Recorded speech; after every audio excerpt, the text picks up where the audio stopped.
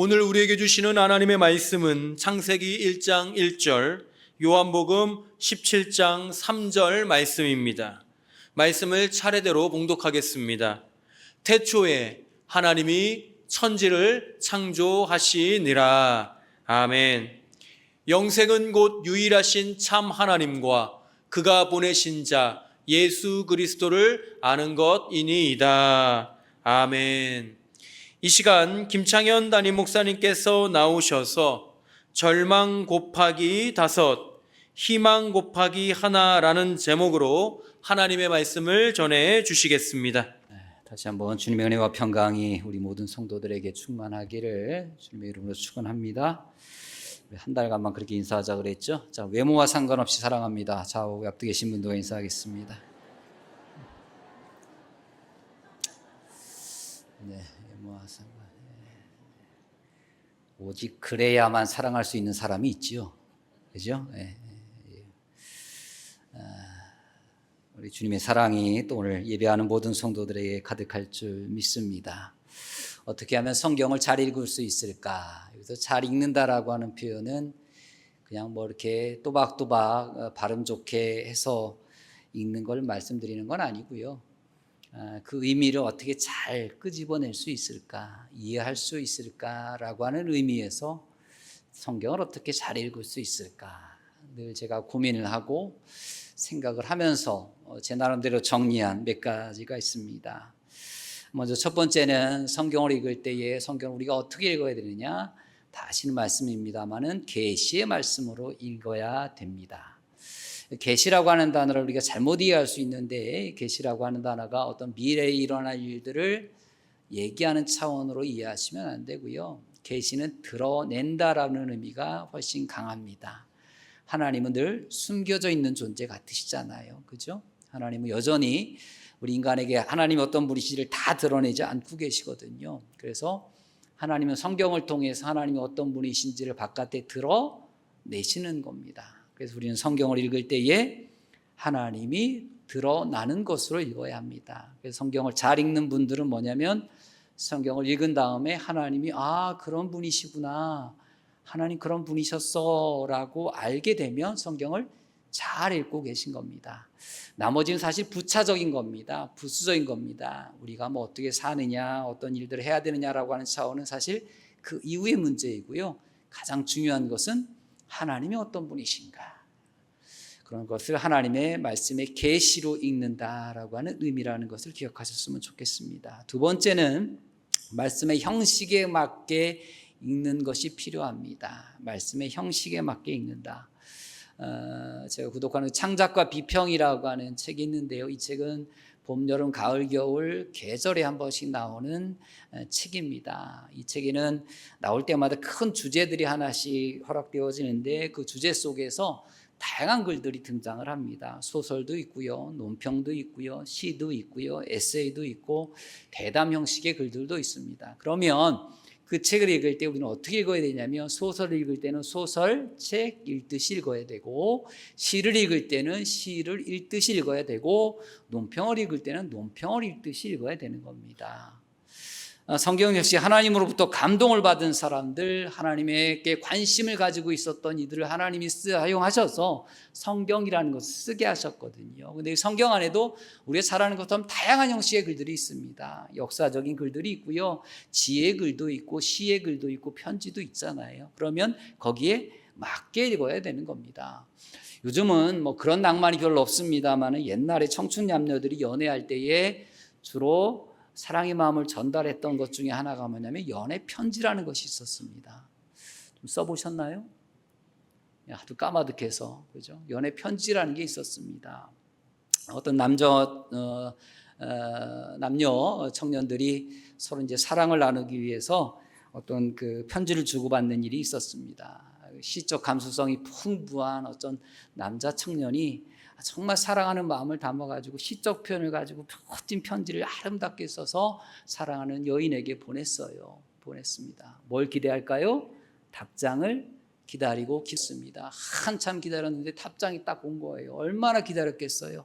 근데 답장을 딱 받아보고 놀랄 수밖에 없었습니다. 왜 놀랄 수밖에 없었냐면 그가 시적 감수성을 가지고 열심히 정성스럽게 써낸 편지가 다시 돌아온 겁니다.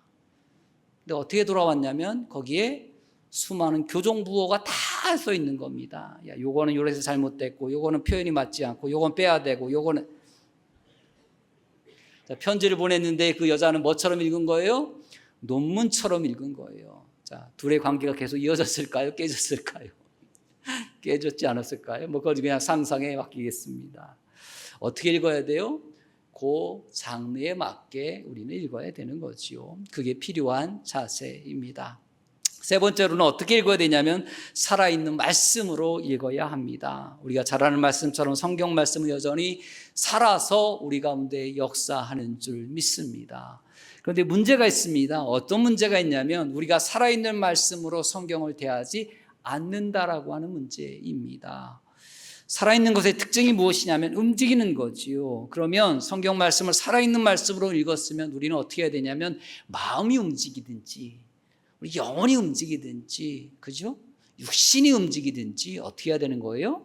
움직여야 됩니다. 그래야만이 살아있는 말씀으로 읽는 거지요. 그런데 그런 살아있는 말씀으로 우리가 읽혀지지 못하는 이유가 뭘까 저는 생각을 해보았습니다. 그 이유가 저는 이거 같아요. 너무나 익숙해서 그렇습니다. 성경 말씀이 너무나 익숙해서. 자, 익숙하다고 여기기 때문에 그렇습니다. 자, 익숙하다라고 여긴다는 것은 무엇을 의미하냐면 내가 다 안다고 생각한다는 겁니다. 그죠? 집에서 뭐 오랜 시간 결혼을 해가지고 남자 여자가 부부로서 살지 않겠습니까? 그죠? 익숙하잖아요. 익숙해서 우리는 남편을 다 안다고 생각하고 부인을 다 안다고 생각하는데 시간이 지날 때마다 깜짝깜짝 놀랄 때가 있잖아요. 그죠? 왜? 이런 여자였어? 뭐 이런 남자였어? 이런 게 이제 발견되지 않습니까? 우리 익숙하면 다 안다라고 생각을 해요. 성경도 마찬가지입니다. 우리는 익숙하니까 안다라고 생각을 합니다. 그러다 보니까 살아있는 말씀으로 우리 가운데 역사하지 못하는 거지요. 그래서 오늘 말씀 너무나 익숙한 말씀입니다. 아마 성경을 읽는 분들은 제일 많이 접해본 구절을 이야기하라면 창세기 1장 1절일 것입니다. 성경 통독을 시작하는 분들 쭉 있잖아요. 대부분 어디서부터 시작을 합니까? 창세기부터 시작을 하죠. 쭉 읽습니다. 그래도 나름대로 창세기는 읽을만해요. 출애굽기까지 다이나믹합니다. 자, 어디에서 막혀요? 레위기에서 막히고. 너무 공감 가시죠? 레위기에서 막히고 좀 지나다가 또 족보가 나와 있는 뭐 왕들의 이야기에서 또 막히고 뭐 이렇게 흘러가잖아요. 어떻든지 간에 성경을 읽으면서 우리는 가장 많이 접했던 본문을 이야기하라면 창세기 1장 1절일 겁니다. 그래서 우리는 어떤 생각을 하냐면 우리는 1장 1절을 다 알아라고 생각합니다. 여러분들 창세기 1장 1절 읽으실 때마다 어떤 감정이 드시나요? 어떤 마음의 움직임이 있으신가요? 이 말씀 너무나 귀한 말씀인데 제가 어느 날 사역을 하다가 이 말씀을 묵상하는데 정말 익숙했다라고 여겨졌던 이 말씀이 너무나 낯설게 다가오는 겁니다. 그리고 저는 이 말씀을 통해서 오늘 제목에 등장하는 것처럼 큰 절망을 경험하게 됩니다. 목사님 창세기 1장 1절 읽고 무슨 절망을 느끼세요? 라고 얘기할지 모르겠습니다만 오늘 그런 의미에서 절망에 대한 이야기를 제가 지금 해드리도록 하려고 합니다. 우리 사랑하는 성도 여러분, 언제 절망하십니까? 언제 절망하시나요? 절망할 상황은 우리 가운데 너무나 많이 있습니다. 옛날 어느 시골에 오랜 시간 동안에 목회를 하셨던 노년의 목사님이 계셨습니다. 어느 날 방 이곳저곳을 그냥 훑어보다가 한쪽 방 쪽 구석에 신문지로 뭐가 이렇게 덮여 있는 게 보이는 거예요. 그래서 목사님이 가가지고 이게 뭔가 하고 신문지를 싹 하나를 이렇게 열어봤습니다. 열어봤더니 그 안에 계란 7개가 있는 거예요. 계란 7개고 이게 뭐지 궁금해가지고 또 옆에 뭐가 이렇게 덮여져 있는 겁니다. 그래서 그 신문지를 쭉 이렇게 들춰봤더니 거기에는 현금 다발로 100만 원이 있는 거예요. 횡재를 한 거지요.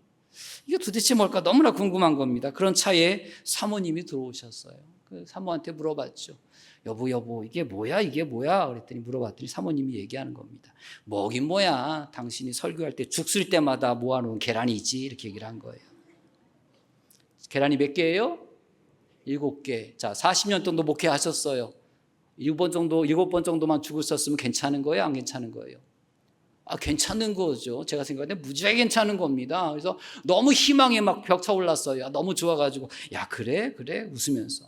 그럼 옆에 있는 100만 원은 뭐야? 그랬더니, 다 아시겠죠? 그 30개 모아가지고 팔아가지고 모아놓은 돈이야. 이렇게.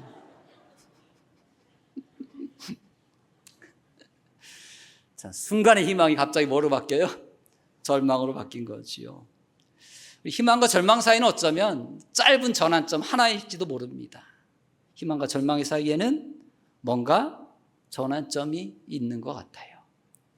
절망이 아주 많은데요. 저는 어떤 때 절망하냐면 이럴 때 절망합니다. 학생이 정말 열심히 공부를 했어요. 밤새 잠도 안 자고 문제란 문제는 다 풀고 교과서를 다 외우고 공부를 열심히 해가지고 시험장에 딱 가서 시험지를 딱 받아봤는데 1번 문제부터 막히기 시작을 하는 겁니다. 5개 문제가 있는데 하나도 모르겠는 거예요. 이럴 때 어떤 마음이에요? 절망이라고 하는 겁니다. 자, 오늘 제가 읽은 성경 첫 장의 첫 절, 창세기 1장 1절입니다. 여기에는 명사 4단어가 등장을 합니다. 태초라는 단어와 하나님이라고 하는 단어와 천지라는 단어와 창조라고 하는 단어입니다. 저는 이 말씀을 낯설게 경험하면서 이 4단어 때문에 심각한 절망에 빠졌습니다. 자, 태초에 대해서 생각을 해보았습니다. 여러분들 태초가 언제인가요? 지난 주간에 조그만 신문기사를 보다가 연세대 천문학 교수인 이석영 교수님이 쓴 잠깐의 이야기를 좀 제가 읽어봤습니다. 이분이 이제 시골교회의 어떤 목사님의 아들이셨는데 옛날 성탄절이 되면 이제 연극 같은 것들을 옛날에 많이 했잖아요. 그래서 연극하는 도중에 이제 동방박사들이 이렇게 출연하는 연극을 보면서 이 목사님의 아들인 이석영 교수님이 나 나중에 저 별을 연구하는 천문학자가 되고 싶다라고 해서 꿈을 꾸어가지고 실제적으로 유명한 천문학자가 된 거예요. 이분이 이제 쓴 글에 논지는 이제 다른 논지입니다만은 그분의 글을 읽다가 제가 탁 무릎을 치는 장면이 하나 등장을 하게 되었습니다. 뭐냐면 많은 과학자들이 천문학자들이 웬만한 과학자들이 다 인정하는 게 뭐냐면 우주의 나이를 137억 년이라고 이야기를 합니다. 그게 인터넷에 쳐보면 다 나옵니다. 137억 년 이 우주의 나이를. 자, 그런데 그 교수님의 글에 보면은 뭐라고 얘기했냐면 137억 년이라고 이야기하는데 오차 범위를 그것이 맞는지 틀린지 오차 범위라는 게 있잖아요. 우리가 선거하면은 끝나고 나오면 무슨 출구조사라고 하는데 오차 범위 플러스 마이너스 5, 3 이런 거 있잖아요. 그런 거 같듯이 오차 범위를 얘기했는데 이 오차 범위가 너무 재밌는 거예요. 여러분들 얼마인지 아십니까? 우주의 나이를 계산하는데 과학자들이 똑똑한 과학자들이 우주의 나이 137억 년이야 좀 될 거야 라고 이야기하면서 오차 범위를 얘기했어요. 그 오차 범위가 얼마인지 아십니까? 20억 년입니다. 오차 범위가 20억 년이에요. 한 달, 2달도 아니고 1년, 2년도 아니고 몇 년? 20억 년. 자, 날고 긴다는 과학자들이 찾아낸 사실 하나가 뭐냐면 137억 년 정도 됐을 거인데 오차가 뭐라고요? 앞뒤로 10억 년씩이래요. 자, 태초를 아는 거예요? 모르는 거예요? 모르는 거죠. 모릅니다. 태초를 몰라요. 태초까지 거슬러 올라갈 필요도 없습니다. 제가 태어난 날을 제가 알까요? 목사님 주민등록증에 나와 있잖아요. 얘기할지 모르겠습니다. 나와 있죠. 제가 72년도 12월 3일에 제가 태어났는데 날짜는 압니다. 그리고 제가 태어났을 때의 이야기도 제가 들었어요. 주일날 새벽이었는데 그냥 저희 집 그 형제들은 다 집에서 낳거든요. 집에서 낳고 좀 그런데 다 아기도 저희 아버님이 받으셨어요. 되게 웃기죠? 하여튼 그렇습니다. 그래서 저도 집에서 태어났습니다. 그래서 그런 얘기는 들었어요. 주일날 새벽에 새벽 기도하는 와중에 이제 이렇게 해가지고 태어났다고 얘기는 들었습니다. 자, 얘기는 들었지만 제가 태어난 그 순간을 아는 거예요? 모르는 거예요? 얘기는 들었죠. 어느 정도 추상할 수 있습니다만 저는 알 수가 없는 겁니다. 명확히. 결국 우리는요, 우리가 태어난 날에 어떤 일이 펼쳐졌는지조차도 분명히 몰라요. 그런데 태초를 안다고요? 우리는 모르는 존재죠. 저는 이 태초 앞에, 이 태초라고 하는 단어 사실 앞에서 절망의 큰 펀치 하나를 맞습니다. 그래서 훅 하고 쓰러진 거예요. 또 하나의 등장하는 명사가 있습니다. 뭡니까? 하나님이라고 하는 명사입니다. 우리는 착각합니다. 하나님의 이름을 매일매일 부르니 하나님을 다 안다고, 하나님을 다 안다고 우리는 생각을 합니다. 그렇지만 성경 우리에게 하나님을 알 수 없다라고 명확히 정해준 말씀이 하나 있습니다. 출애굽기 3장 14절의 말씀입니다. 이건 하나님이 주시는 말씀인데요. 이렇게 얘기하십니다. 하나님이 모세에게 이르시되 나는 스스로 있는 자이니라. 또 이르시되 너는 이스라엘 자손에게 이같이 이르기를 스스로 있는 자가 나를 너희에게 보내셨다 하라. 아멘. 자, 무슨 말이냐면 하나님이 모세를 불렀어요. 모세를 불러가지고 야, 너 바로 앞에 가가지고 어떻게 해라? 히브리 백성들을 빨리 풀어줘라 라고 이야기하라는 거예요. 모세가 가기 싫어요. 저는 안 돼요 얘기하다가 하나님의 강권하심 속에서 가게 되어지는데 궁금한 게 하나 있었어요. 뭐냐면 이 당시에 이집트뿐만 아니라 주변에 많은 다른 나라 민족들 다 마찬가지입니다만 그들이 섬기는 수많은 신들이 있었습니다. 그 신들에게는 다 뭐가 있었어요? 이름이 있었습니다. 이름이 있었어요. 그러니까 이름이 있어야 그 주변에 있는 많은 나라 사람들은 뭐라고 생각하냐면 이름이 있어야 존재한다고 생각한 거예요.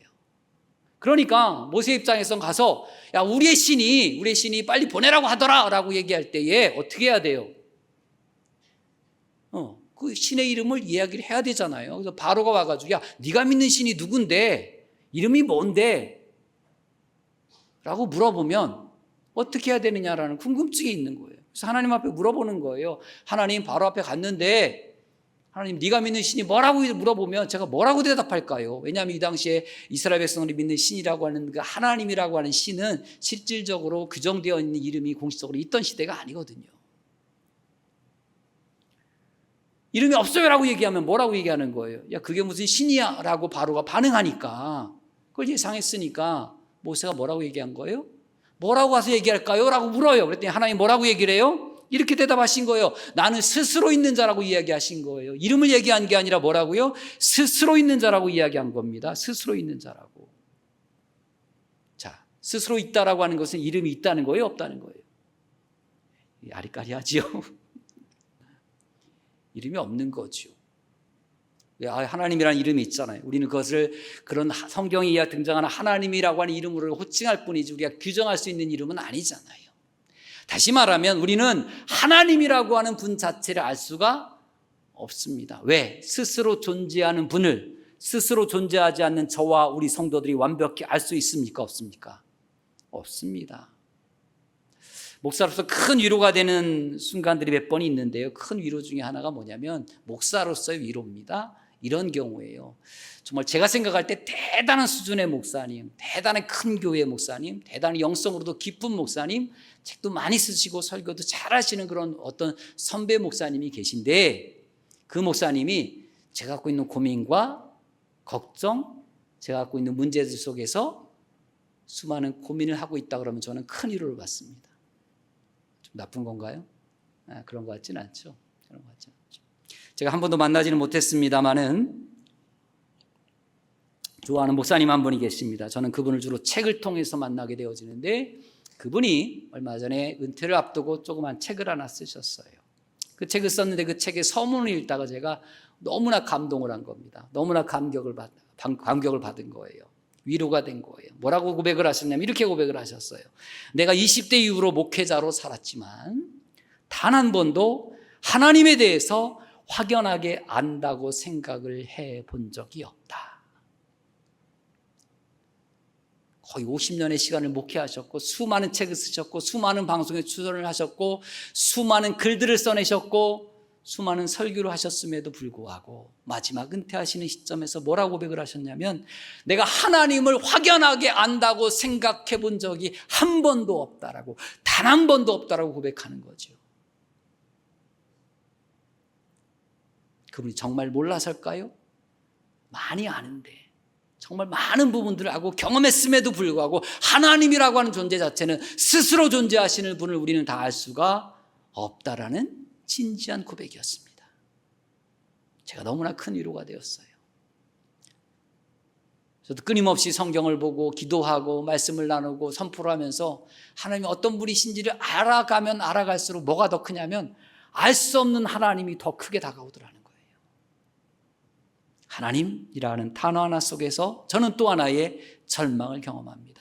또 하나의 권투로 말하면, 복싱으로 말하면 강력한 펀치 한 방을 맞은 거지. 세 번째 등장하는 명사가 있습니다. 천지라고 하는 단어입니다. 이 천지라는 단어 우리가 사전적인 의미로는 너무나 잘 알 것입니다. 천은 뭡니까? 하늘이지요. 지는 땅입니다. 하늘 아시나요? 오늘도 하늘을 보셨잖아요. 땅 아시나요? 아시지요. 오늘 여러분들 다 땅을 밟고 이것까지 오셨잖아요. 자, 그런데 정말 하늘을 알고 땅을 아십니까? 과학의 문명이 너무나도 급속도로 발달된 시대를 우리가 살아감에도 불구하고 땅의 움직임을 예측하지 못하는 시대에 우리는 살아갑니다. 그렇죠? 수많이 예측하지만 갑작스럽게 당황스러운 일을 경험할 때마다 여전히 우리는 뭐에 대해서 모른다? 땅에 대해서 모르지요. 멀리 갈 필요도 없습니다. 지난밤에 우리 교회 화단 역시 땅이었을 거라는 거죠. 그 안에서 어떤 일이 펼쳐져 있는지 저도 모르고 우리 성도님들 그 누구도 모릅니다.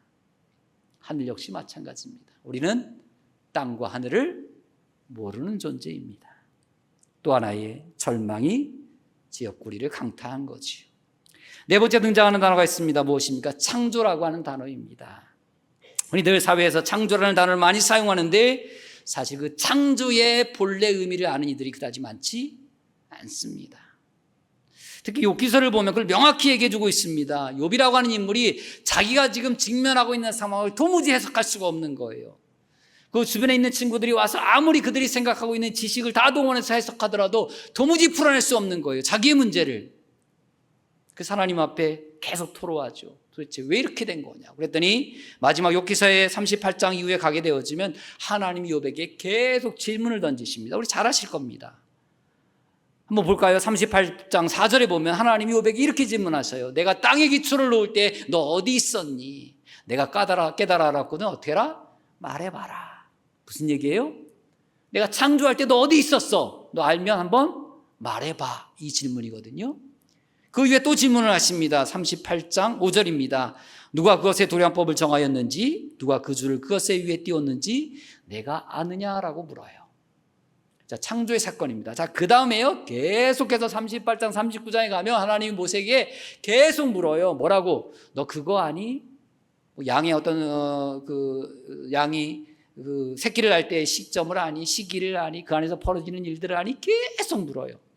욥이 그 수많은 질문에 폭탄 세례를 받은 다음에 욥이 대답을 해요, 안 해요? 못합니다. 왜? 모르니까. 하나님 모르네요. 하나님 모르네요. 여러분들, 우리는 창조를 모르는 존재들입니다.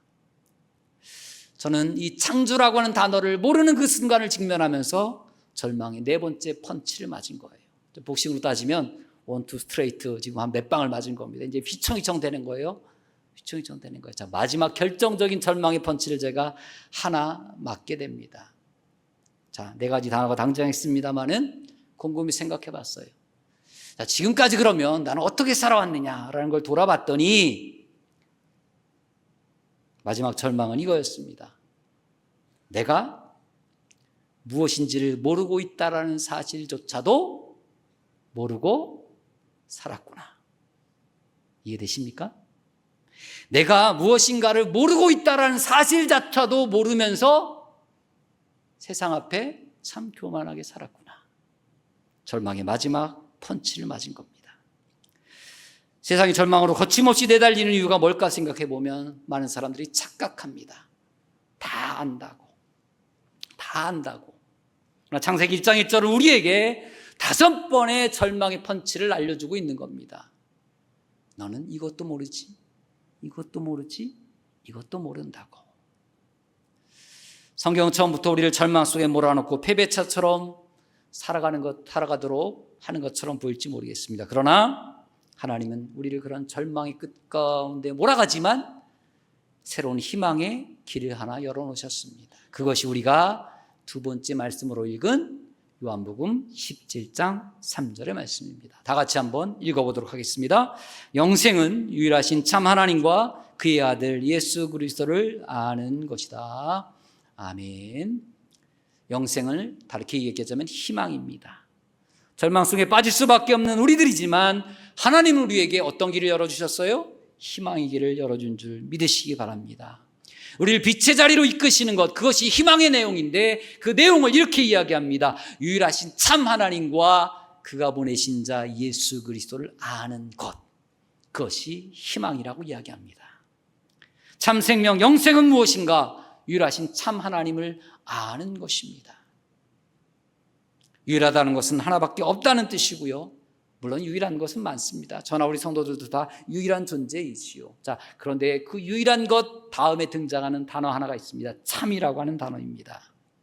요한은 지금 자신의 주변에 있는 수많은 신들이 득세하는 그런 자리에서 요한은 지금 요한의 복음서를 써내려가고 있습니다. 그리스 로마 헬라 문화 속에서 등장하는 우리가 잘 아는 수많은 신들이 있잖아요. 수많은 신들이 있잖아요. 우리 잘 아는 제우스라는 신으로부터 시작을 해가지고 등장하는 수많은 신들이 있습니다. 그런 배경 속에 살았던 인물이 요한이고요. 초대교회 성도들이었습니다. 그래서 신을 이야기할 때 참이라는 단어를 쓰지 아니하면 많은 사람들이 어떻게 이해하냐면 그 수많은 신 중에 하나 정도로 이해를 하는 겁니다.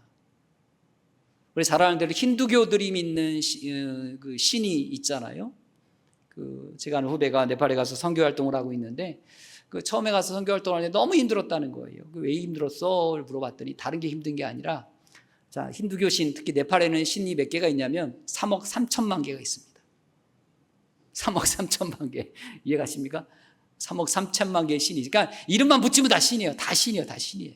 자, 그러니까 거기에서 하나님이라고 하는 신, 예수 그리스도를 믿음의 복음을 들고 가서 아무리 얘기하더라도 그들에게는 그게 유일신이나 참신으로 받아들이는 게 아니라 어떻게 받아들이는 거예요? 3억 3천만 개, 하나의 신이 더 추가됐네, 플러스 1 정도로 생각하는 거예요. 그러니까 아무리 가서 얘기하더라도 이 사람들의 신의 개념에서는 이해를 할 수가 없더라는 거예요. 너무 힘들더라는 거예요. 요한도 마찬가지 상황이었던 거예요. 그래서 그 자리에서 요한은 영생을 이야기하면서 참 생명을 이야기하면서 하나의 단어를 또 덧붙인 거예요. 어떤 단어? 참이라고 하는 단어. 수많은 신들이 득세하는 시대에 살아가지만 결국은 어디에게만 희망이 있다? 하나님에게만, 유일하신 참 하나님에게만 희망이 있다라고 강조하고 있는 겁니다. 우리는 다른 것으로 절망해서는 안 됩니다. 물론 절망의 순간들이, 사건들이 우리 가운데 수없이 펼쳐집니다만은 우리는 말씀 속에서 절망하셔야 합니다.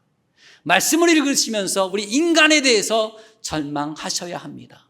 그래야 하나님이 보여주시는 새로운 구원의 희망이 우리 가운데 허락되어지는 줄 믿습니다. 죄송합니다만 사람에겐 성경에서 말하는 구원에 대한 희망이 없습니다. 슬프지만 어쩔 수 없습니다. 우리 성도님들, 저에게 희망이 있습니까? 갑자기 또 이렇게 물어보면 없다고 얘기하기도 그렇고 있다고 얘기하기도 그렇고, 저에게도 희망은 없습니다. 저도 만들어진 존재이기. 가정에서 남편에게 희망이 있습니까? 아내에게 희망이 있습니까? 많은 자녀들에게 희망을 거는 많은 부모들이 있는데 희망이 있습니까? 죄송합니다. 진정한 희망은 그곳에서 찾을 수 없습니다. 그래서 사람은 믿음의 대상이 될 수 없습니다. 아니, 되어서도 안 됩니다. 희망의 존재가 아닌 것을 믿음의 대상으로 삼는 것은 우상입니다. 오직 믿음의 대상은 오늘 요한이 이야기하는 것처럼 유일하신 참 하나님인 줄 믿으시기 바랍니다. 우리는 그 믿음 안에서 서로 간에 뭐하며 살아가는 존재들이냐? 우리는 신뢰 대상이 아닙니다. 죄송합니다. 우리 성도님, 저 믿지 마십시오. 목사님 새로 오신 지 얼마 안 됐는데 불신을 조장하시네, 그런 의미가 아니고, 우리는 다 비슷한 인간들이기에 우리는 섬김의 대상일 뿐입니다. 섬기다 가는 거예요.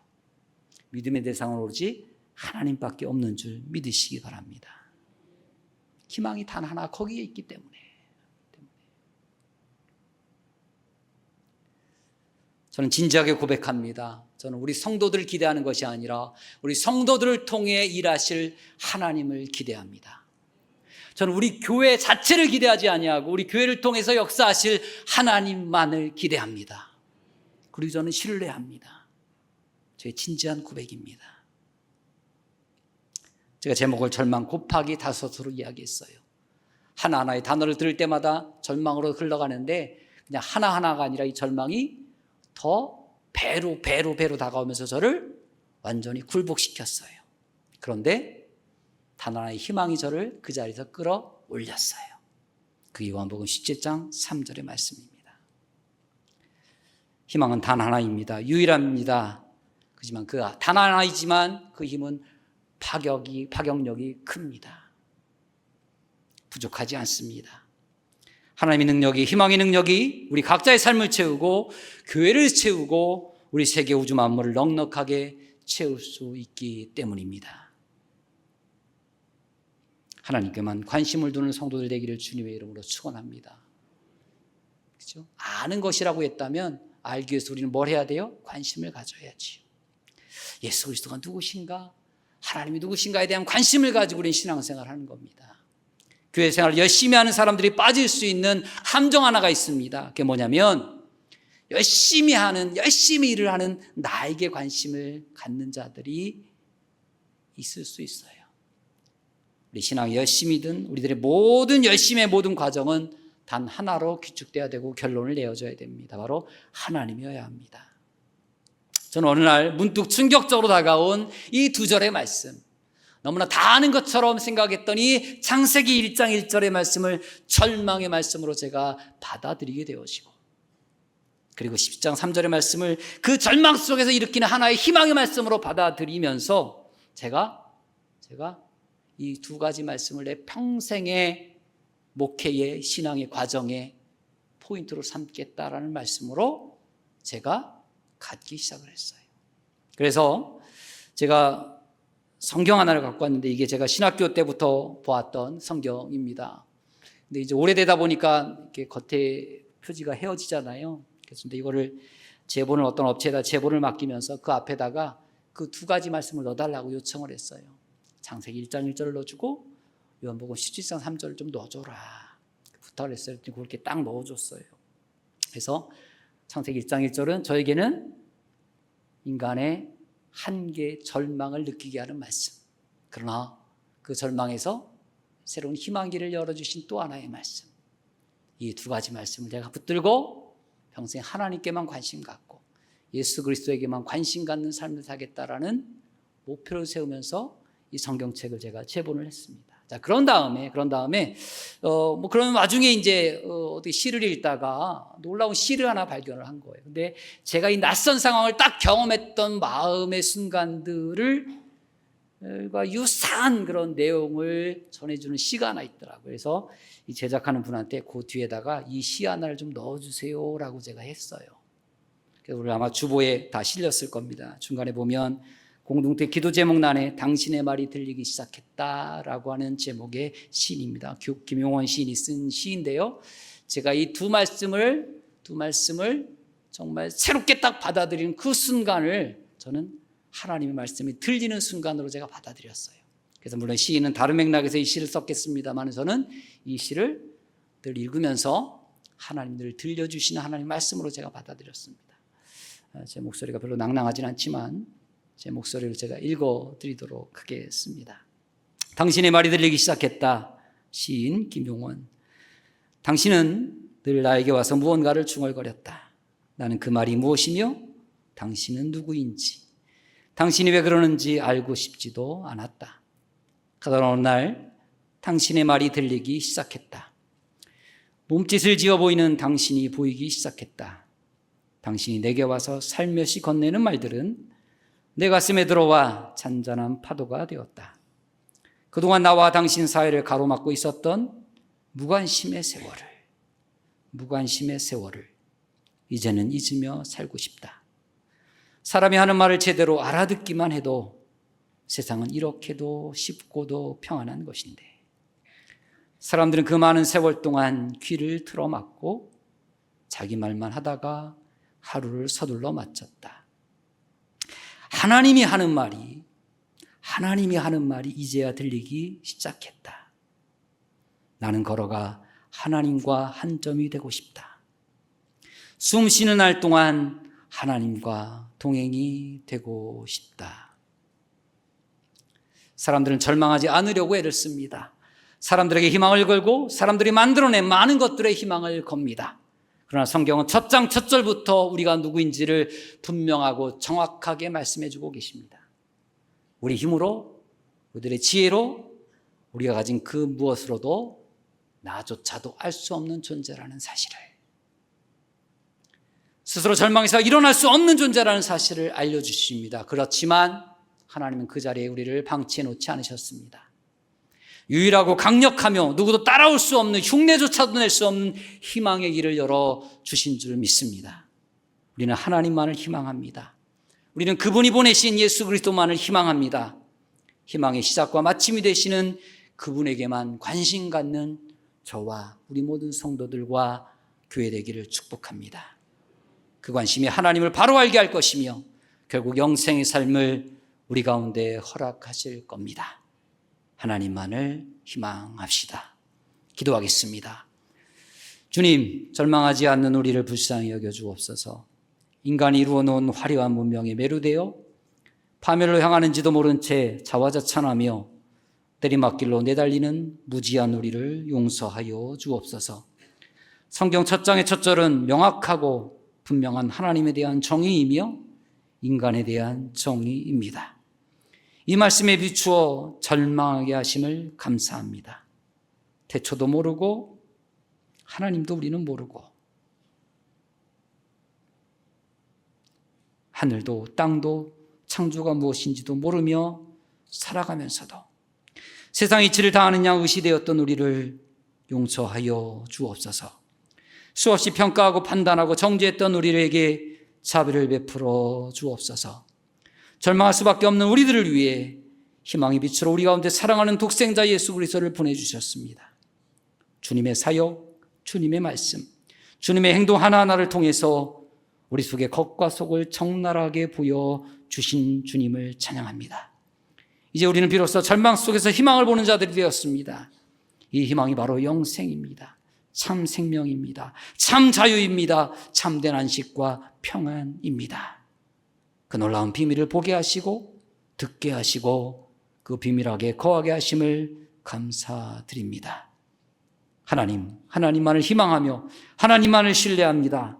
오롯이 하나님께만 집중하는, 관심 갖는 우리 모든 성도들의 인생 되도록 축복하여 주옵소서. 유일한 희망이신 우리 주 예수 그리스도의 이름으로 기도드립니다. 아멘.